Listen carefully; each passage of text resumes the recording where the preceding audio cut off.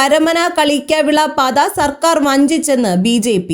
പ്രതിഷേധവുമായി ബാലരാമപുരത്ത് highway March നടന്നു. കരമന കളിക്കാവിള പാത വികസനം നടപ്പിലാക്കാതെ പിണറായി സർക്കാർ ജനങ്ങളെ കടുത്ത വഞ്ചനയ്ക്കിരയാക്കിയെന്ന് BJP സംസ്ഥാന പ്രസിഡന്റ് രാജീവ് ചന്ദ്രശേഖർ ആരോപിച്ചു. VS അച്യുതാനന്ദന്റെ കാലത്ത് ആരംഭിച്ച 30 കിലോമീറ്റർ പാതയിൽ കഴിഞ്ഞ 4 സർക്കാരുകളുടെ കാലത്തുമായി ആകെ 11 കിലോമീറ്റർ മാത്രമാണ് പൂർത്തിയായത്.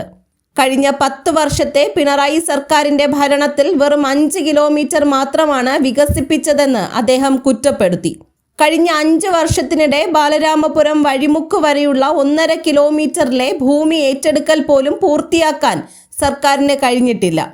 വഴിമുക്ക് മുതൽ കളിക്കാവിള വരെ റോഡിന്റെ വീതി 30.2 മീറ്ററിൽ നിന്ന് 22 മീറ്ററായി കുറയ്ക്കാൻ ഉദ്യോഗസ്ഥ തലത്തിൽ ഗൂഢാലോചന നടക്കുകയാണെന്നും BJP ആരോപിച്ചു.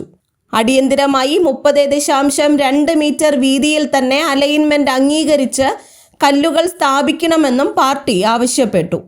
ചടങ്ങിനോടനുബന്ധിച്ച് വിവിധ പാർട്ടികളിൽ നിന്നും BJPയിലേക്ക് അംഗത്വം കൊടുത്തു.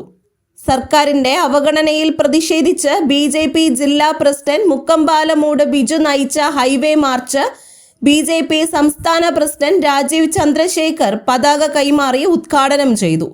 വൈകിട്ട് 5 മണിക്ക് ബാലരാമപുരത്ത് നിന്ന് ആരംഭിച്ച പദയാത്ര നെയ്യാറ്റിൻകരയിൽ സമാപിച്ചു. സമാപന സമ്മേളനം BJP സംസ്ഥാന ജനറൽ സെക്രട്ടറി അഡ്വക്കേറ്റ് S. സുരേഷും ഉദ്ഘാടനം ചെയ്തു. BJP ജില്ലാ general secretary MS. Shibu, SK. Jayakumar, Manchanthala Suresh, മണ്ഡലം പ്രസിഡന്റ് ഗോപാലകൃഷ്ണൻ എന്നിവർ പങ്കെടുത്തു. GTV news, Balaramapuram.